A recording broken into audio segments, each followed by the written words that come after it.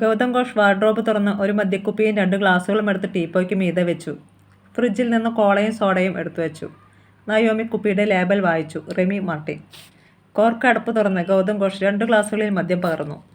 നിനക്ക് ഇഷ്ടമാണല്ലോ കോണിയക്. എയർപോർട്ടിൽ നിന്ന് സംഘടിപ്പിച്ചതാ. ജിന്ന് വേണമെങ്കിൽ അതും വാർഡ്രോബിലുണ്ട്, ഗൗതം ഘോഷ് പറഞ്ഞു. ഞാൻ കുറേ നാളായിട്ട് മദ്യം കഴിക്കാറില്ല. അതെനിക്കറിയില്ലല്ലോ. മുൻപ് നീ 3 പെഗ് വരെ കഴിച്ചിട്ടുണ്ട്. സാധനം നിനക്ക് ഇഷ്ടപ്പെട്ടത് തന്നെ. സോഡ വേണോ കോള വേണോ? എനിക്കിതൊന്നും വേണ്ട. അങ്ങനെ പറയല്ലേ നയോമി. നമുക്കിന്നു മുതൽ കഴിച്ചു തുടങ്ങാം. ഐസും സോഡയും ചേർക്കട്ടെ? അതായിരുന്നു നിൻ്റെ കോമ്പിനേഷൻ. ഇന്ന് എന്തായാലും ഞാൻ തുടങ്ങുന്നില്ല. എൻ്റെയും കൂടി മൂഡ് കളയല്ലേ. ഇത് 2 എണ്ണം അടിച്ച് ഇവിടുന്ന് ഡിന്നറും കഴിച്ച് ഇന്ന് രാത്രി ഇവിടെ കൂടാം. എത്ര കാലമായി നമ്മൾ ഒന്നിച്ച് കൂടിയിട്ട്? ഇവിടെ നമ്മൾ രാത്രി ഒന്നിച്ച് താമസിച്ചിട്ടുണ്ടോ? എത്ര തവണ? എനിക്ക് ഓർമ്മ വരുന്നില്ല. അടിച്ച് ഫിറ്റായി നമ്മളിവിടെ ഡാൻസ് ചെയ്തിട്ടുണ്ട്. Naked dance. ഏയ്, അത് എക്സാജറേഷനാ. ഞാൻ അങ്ങനൊന്നും ഒരിക്കലും ചെയ്തിട്ടുണ്ടാവില്ല. ഞാൻ ആവശ്യപ്പെട്ടാൽ നീ എന്തും ചെയ്യുമായിരുന്നു. എന്തും. എൻ്റെ മൊബൈലിലുണ്ട് ചില വീഡിയോ ക്ലിപ്പിങ്സും ഫോട്ടോസും. കാണണോ? വേണ്ട, എനിക്ക് കാണണ്ട. ഒന്ന് കണ്ടിരിക്കുന്നത് നല്ലതാ. നീ എനിക്ക് വേണ്ടി എന്തൊക്കെ ചെയ്യുമായിരുന്നു എന്ന് മനസ്സിലാകും. എന്നോട് ശരിക്കും പ്രേമമായിരുന്നോ? എന്താ സംശയം? നിന്നെപ്പോലെ ഞാൻ വേറൊരു പെണ്ണിനെയും കണ്ടിട്ടില്ല. നിന്നെപ്പോലൊരു പെണ്ണിനെ ഞാൻ ഇത്രയ്ക്ക് സ്നേഹിച്ചിട്ടില്ല. നീ ചോദിച്ചതെല്ലാം ഞാൻ തന്നിട്ടുണ്ട്, ഒരു മടിയും കൂടാതെ, നിറഞ്ഞ സന്തോഷത്തോടെ. ഞാൻ മറ്റൊരാളുടെ ഭാര്യയായിരുന്നിട്ടും ഒരു കുഞ്ഞിൻ്റെ അമ്മയാണെന്ന് കൂടി അറിഞ്ഞിട്ടും? നയോമി ആശ്ചര്യം ഭാവിച്ചു. അതൊന്നും എനിക്ക് വിഷയമല്ലായിരുന്നു. നീ ഭാര്യയായതോ അമ്മയായതോ ഒന്നും നിൻ്റെ മനസ്സിനെയോ ശരീരത്തെയോ ബാധിച്ചിട്ടില്ല. നീ ശരിക്കും എന്നെ പ്രേമിക്കുന്നുണ്ടായിരുന്നു. എന്നെ കാണാതെ, എൻ്റെ ശബ്ദം കേൾക്കാതെ നിനക്ക് ഒരു ദിവസം പോലും കഴിച്ചുകൂട്ടാൻ വയ്യായിരുന്നു. ഗൗതം ഘോഷ് ഫ്രിഡ്ജിലെ ഫ്രീസറിൽ നിന്ന് ഐസ് ക്യൂബുകൾ നിറഞ്ഞ ട്രേ എടുത്ത് പുറത്തു വെച്ചു. അതിൽ നിന്ന് 2 ഐസ് കഷ്ണങ്ങൾ ഇളക്കിയെടുത്ത് ഗ്ലാസ്സിലെ മദ്യത്തിലിട്ടു. നയോമിക്ക് വേണ്ടി മദ്യം ഒഴിച്ച ഗ്ലാസ്സിലും ഐസ് ക്യൂബുകൾ നിക്ഷേപിച്ചു. ചിയേഴ്സ്. അയാൾ ഗ്ലാസ് എടുത്ത് അവൾക്ക് നേരെ ഉയർത്തി. നയോമിയും ഗ്ലാസ് എടുത്ത് അയാൾ ഉയർത്തിയ അത്രയും ഉയർത്തി ഗ്ലാസ് അതിൽ മുട്ടിച്ചു. ഗൗതം ഘോഷും മദ്യം സിപ്പ് ചെയ്തു. നയോമി ഗ്ലാസ് ടീപ്പോയ്മേൽ വെച്ചു. ഒരു സിപ്പെങ്കിലും എടുത്തിട്ട് വയ്ക്കണമെന്നാ, ഗൗതം ഘോഷ് പറഞ്ഞു.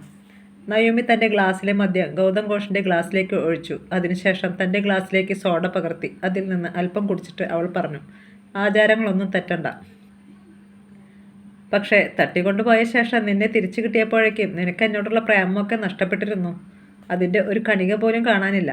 നിന്നെ കാണുമ്പോൾ ആരൊക്കെ മുന്നിലുണ്ടെങ്കിലും നിന്നെ കെട്ടിപ്പിടിച്ച് ഇനിയൊരിക്കലും നിന്നെ വിട്ടുകളയാത്ത പോലെ മുറുക്കെ ഞെരിച്ചമർത്തി മണിക്കൂറുകളോളം നിൽക്കണമെന്ന് വിചാരിച്ച് അത്രയ്ക്കും ആദിയോടെയാ ഞാൻ അന്ന് നിൻ്റെ വീട്ടിൽ വന്നത്. പക്ഷേ നീ എന്നെ തിരിച്ചറിഞ്ഞില്ല. പകരം 250 ആളുകൾ നിൻ്റെ ശരീരം പങ്കുവച്ചെന്ന് പറഞ്ഞ് എൻ്റെ ഹൃദയം അതിലും കൂടുതൽ കഷ്ണങ്ങളായി നുറുക്കിക്കളഞ്ഞു. അതോടെ എന്നോടുണ്ടായിരുന്ന സ്നേഹം മുഴുവൻ പോയോ? നയോമി ചെറുചിരിയോടെ ചോദിച്ചു. നിന്നെ എത്ര പേർ എന്തൊക്കെ ചെയ്തു എന്നതൊന്നും എനിക്ക് പ്രശ്നമേയല്ല. എന്നെ നോക്കിയപ്പോൾ നിൻ്റെ കണ്ണിൽ ഇത്തിരിയെങ്കിലും സ്നേഹമുണ്ടായിരുന്നെങ്കിൽ.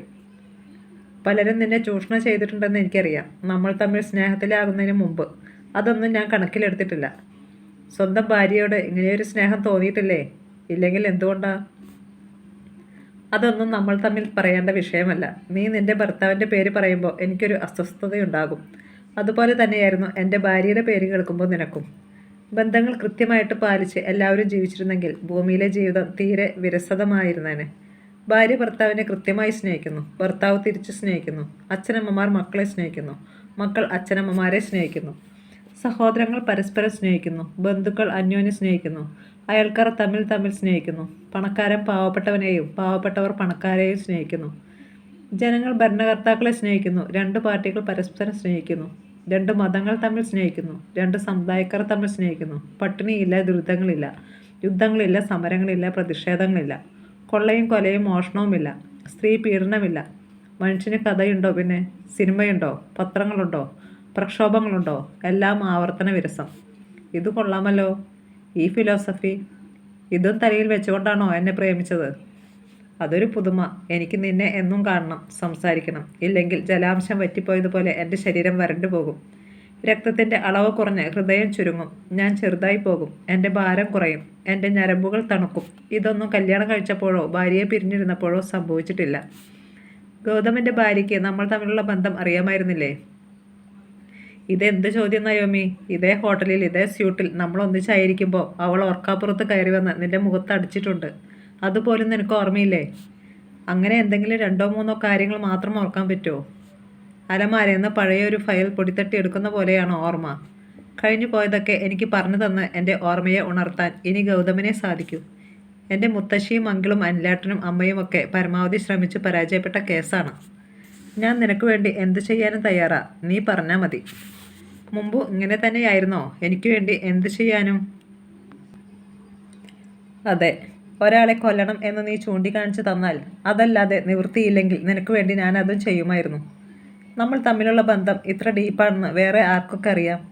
എൻ്റെ അമ്മയ്ക്കറിയാം, എൻ്റെ ഭാര്യയ്ക്കും അവളുടെ അച്ഛനും ബ്രദറിനും അറിയാം, മാർട്ടിനും മഹീന്ദ്ര സാറിനും അറിയാം, പിന്നെ നിൻ്റെ മുത്തശ്ശി, ഉദയനങ്കിൾ, അനിൽ ബാബു, അങ്ങനെ കുറേ പേരുണ്ട്.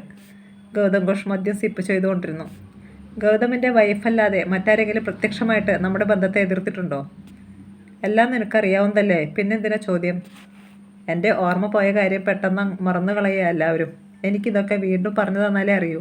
ഇങ്ങനെ ഞാൻ മറന്നുപോയ കുറേ കാര്യങ്ങൾ എന്നെ ഓർമ്മിപ്പിച്ചു കൊണ്ടിരുന്നാൽ മാത്രമേ എനിക്ക് ഓർമ്മ തിരിച്ചു കിട്ടാൻ എന്തെങ്കിലും സാധ്യതയുള്ളൂ. എൻ്റെ അമ്മയ്ക്കും സഹോദരിക്കും നമ്മുടെ ബന്ധത്തിൻ്റെ പേരിൽ എതിർപ്പുണ്ടായിരുന്നു. വൈഫിൻ്റെ വീട്ടുകാരുടെ എതിർപ്പിനെ പറ്റി ഞാൻ പറയേണ്ടതില്ലല്ലോ. അവരെന്തിനാ എതിർക്കാൻ നിൽക്കുന്നേ? ഡിവോഴ്സ് എടുത്ത് പോയിക്കൂടെ? ഗൗതമിന് അവരെ വേണ്ടെങ്കിൽ, അവരോട് സ്നേഹമില്ലെങ്കിൽ, പിന്നെ കടിച്ചു തൂങ്ങിക്കിടക്കുന്നതിൽ എന്താ അർത്ഥം? എൻ്റെ കൂടെയായിരുന്നു ഗൗതം എന്ന് അവർക്കറിയരുതോ? നമ്മളൊന്നിച്ച് ഹോട്ടലിൽ താമസിച്ചിട്ടുണ്ടെന്നും ദുബായിലും സിംഗപ്പൂരിലും തായ്ലൻഡിലും മലേഷ്യയിലുമൊക്കെ പോയിട്ടുണ്ടെന്നും അവർക്കറിയില്ലേ? അതെല്ലാം അറിയാം. അങ്ങനെ വേറൊരു പെണ്ണിൻ്റെ കൂടെ മനസ്സും ശരീരവും പങ്കിട്ട് കഴിയുന്ന ഒരാളെ എന്തിനാ അവർ ഹസ്ബൻഡായിട്ട് വെച്ചോണ്ടിരിക്കണേ? വിട്ടു പോകുന്നതല്ലേ ബുദ്ധി? എന്നോട് സ്നേഹമുണ്ടായിട്ടല്ല നയോമി, എൻ്റെ പണം, പ്രശസ്തി, ഇതിലാണ് കണ്ണ്. അതെന്താ, അവർക്ക് ജീവിക്കാനുള്ള സ്വത്തില്ലേ? ഇല്ലെങ്കിൽ കുറിച്ച് കൊടുത്തേക്കണം. അവർക്കില്ലാത്തതല്ല പ്രശ്നം, അവർക്ക് ആവശ്യത്തിലധികം സ്വത്തുണ്ട്. എൻ്റെ സ്വത്തിനോട് അവർക്ക് വലിയ താല്പര്യവുമില്ല. പിന്നെന്താ പ്രശ്നം? എൻ്റെ സ്വത്ത് നീ അടിച്ചു മാറ്റുമോ എന്നാണ് അവരുടെ പേടി. അവർക്ക് വേണ്ടെങ്കിൽ പിന്നെ ഞാൻ അടിച്ചു മാറ്റിയാൽ എന്താ, ഇല്ലെങ്കിൽ എന്താ? അതിലൊരു കുശുമ്പിൻ്റെ മനഃശാസ്ത്രം വർക്ക് ചെയ്യുന്നുണ്ട്. എൻ്റെ പേരിലുള്ള സ്വത്ത് മുഴുവൻ ഞാൻ ആർക്കെങ്കിലും ദാനം ചെയ്തെന്നിരിക്കട്ടെ, ആർക്കും ഒരു പ്രശ്നവുമില്ല. ഞാൻ തന്നെ കുടിച്ച് നശിപ്പിച്ചു എന്നിരിക്കട്ടെ, നോ പ്രോബ്ലം. പക്ഷേ സുന്ദരിയായ നീ, ദാരിദ്ര്യത്തിൽ നിന്ന് കരകയറി വന്ന നീ, നിന്റെ സൗന്ദര്യം എന്നെ കാണിച്ച് വശീകരിച്ച് എൻ്റെ ഇഷ്ടങ്ങൾക്കെല്ലാം വഴങ്ങിക്കൊണ്ട്, എൻ്റെ ഇഷ്ടക്കാരിയായി നിന്നുകൊണ്ട് എൻ്റെ പോക്കറ്റിൽ നിന്ന് 1000 രൂപ എടുത്തുകൊണ്ട് പോയാൽ അവർക്ക് സഹിക്കില്ല. നഷ്ടക്കച്ചവടം നടത്തി ഞാൻ 1000 കോടി കളഞ്ഞാലും, വെറുമൊരു തെരുവുതണ്ടിയായി അധപതിച്ചാലും അവർക്ക് പരാതിയില്ല. അതാണ് ഞാൻ മുമ്പേ പറഞ്ഞ ജലസി, പെണ്ണിന് പെണ്ണിനോടുള്ള കുശുമ്പ്. അമ്മായിയമ്മ മുതൽ അയലത്തെ സ്ത്രീ വരെ ആ കുശുമ്പിന് അടിമയാ. എന്താ അതിന് കാരണം? തമാശയ്ക്ക് വേണ്ടി നയോമി ചോദിച്ചു. ഒരു പെണ്ണ് വിചാരിച്ചാൽ ആണിന് എന്തൊക്കെ കൊടുക്കാൻ കഴിയുമെന്ന് വേറൊരു പെണ്ണിനെ ശരിക്കറിയൂ. അതുതന്നെ കാരണം. എല്ലാം പിടി കിട്ടിയതുപോലെ നയോമി മൂളി. അപ്പോൾ എന്നോട് ഗൗതമിൻ്റെ അമ്മയ്ക്കും വൈഫിനും മദറിൻലോയ്ക്കും ബ്രദറിൻലോയ്ക്കും സിസ്റ്ററിൻലോയ്ക്കും ശത്രുതയുണ്ട്. അതിൽ അത്ഭുതപ്പെടാനൊന്നുമില്ല, സ്വാഭാവികം. ഗൗതമിൻ്റെ സ്വത്ത് വിവരങ്ങൾ ഒന്ന് പറയോ? എനിക്ക് തട്ടിയെടുക്കാൻ ഗൗതമിൻ്റെ കയ്യിൽ എന്തുണ്ടെന്ന് അറിയണ്ടേ? ഈ ഹോട്ടൽ എൻ്റെയാ, അത് ഓർമ്മയുണ്ടോ? സോറി, ഞാൻ അതും മറന്നുപോയി. ഇതുകൂടാതെ എനിക്ക് അങ്കമാലിയിൽ തൃശ്ശൂരും ഹോട്ടലുണ്ട്.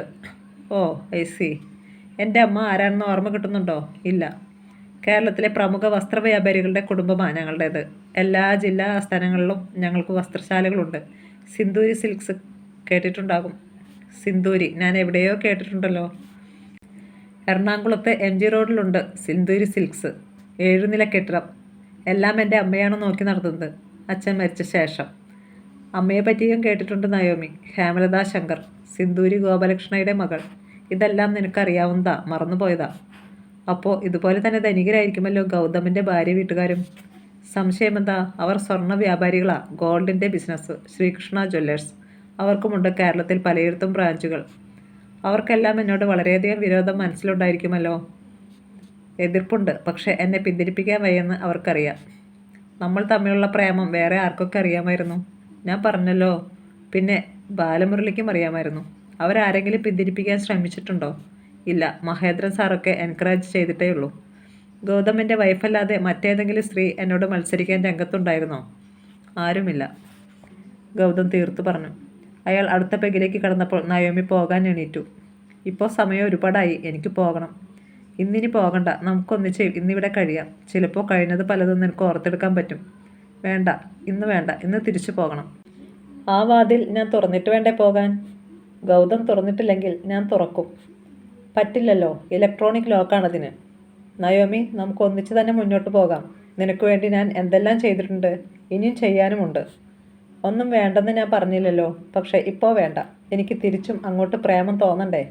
എങ്കിലല്ലേ ഞാൻ പഴയ നയോമിയാകൂ. നയോമി നയതന്ത്രമായി ഇടപെട്ടു. ഗൗതമിന്റെ നോട്ടം അവളുടെ മുഖത്ത് തങ്ങി നിന്നു.